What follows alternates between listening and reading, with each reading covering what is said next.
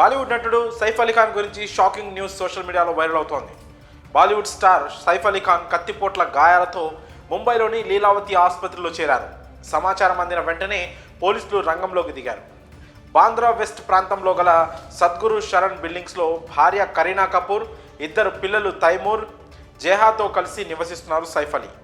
ఇక్కడ ఎంతో high security జోన్గా ఉంటుంది. అంతేకాదు ఆయన ఇంటికి ప్రైవేట్ భద్రత కూడా ఉంది. బుధవారం అర్ధరాత్రి దాటిన తర్వాత ఓ దొంగ ఇంట్లోకి చొరబడ్డాడు. తన వెంట తెచ్చుకున్న కత్తితో భీభత్సం సృష్టించాడు.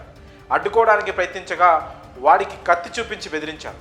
ఈ క్రమంలో ఇంట్లో కేకలు, అరుపులు వినిపించడంతో సైఫ్ అలీ ఖాన్ అప్రమత్తమయ్యారు. పని వాళ్లతో కలిసి ఆ దొంగను పట్టుకోవడానికి ప్రయత్నించగా ఆయనపై కత్తితో దాడి చేశాడు దొంగ. ఈ సంఘటన తెల్లవారుజామున 3 గంటల ప్రాంతంలో జరిగింది.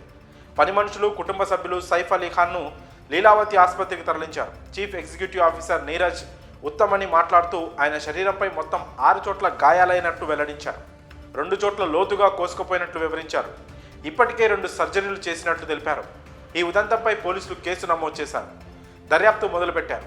ఈ సమాచారం అందిన వెంటనే బాలీవుడ్లో కలకలం మొదలైంది. సైఫ్ అలీ ఖాన్ ఆరోగ్యం పట్ల ఆరా తీస్తున్నారు. బిష్నోయ్ గ్యాంగ్ నుంచి సల్మాన్ ఖాన్కు వచ్చిన బెదిరింపుల కారణంగా బాలీవుడ్లో టెన్షన్ ఉన్న విషయం తెలిసిందే. ఇలాంటి సమయంలో సైఫ్పై దాడి మరింత సంచలనమైంది.